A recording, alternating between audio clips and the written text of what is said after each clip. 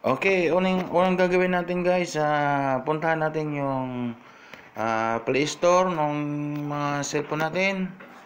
Then, ah, hanapin natin yung IPTV Smart Player.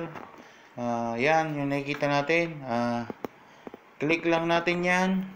Then, install natin. Para hintayin muna natin ma-install sa cellphone natin. Then kapag na-install na natin yung IPTV Smart Player, click lang natin kung na-install na natin yung in-install natin. Click lang natin yung nakalagay na open.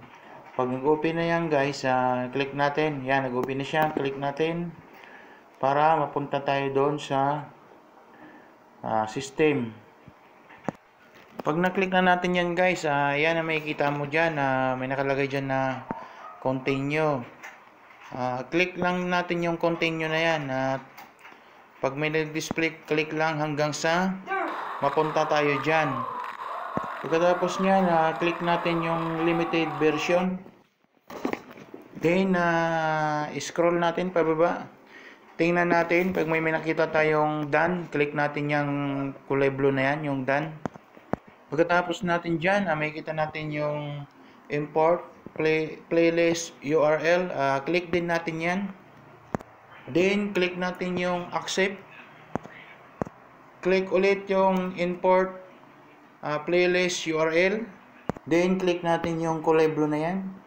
At yan ay makikita natin na nakalagay dyan, playlist name.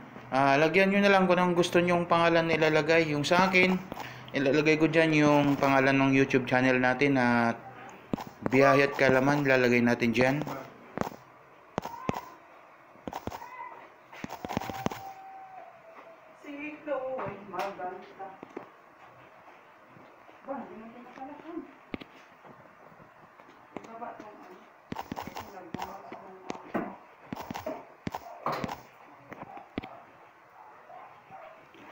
Ngayon yung playlist URL natin, lagyan natin, punta tayo sa browser. Kahit anong browser, pwede ka, Google Chrome o Google, pwede naman tayo dyan mag-click. Makikita rin naman natin dyan.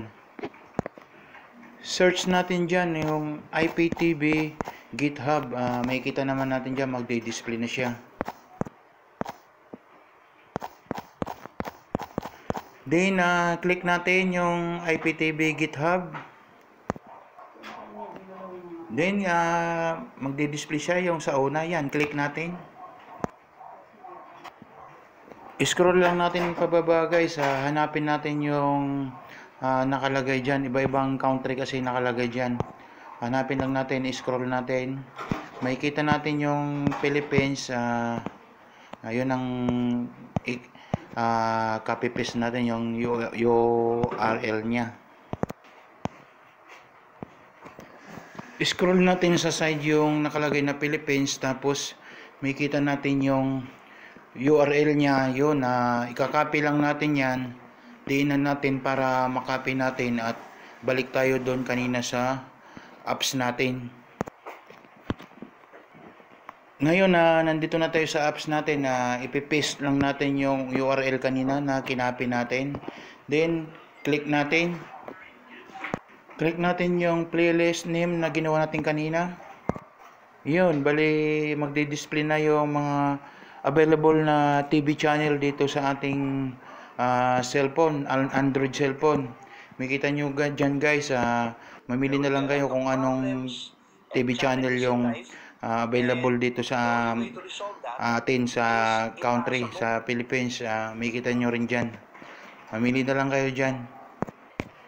Ngayon subukan natin yung channel ng Cinema One kung meron bang available dito. Yan, nakikita natin may music siya, may movie siya, Cinema One.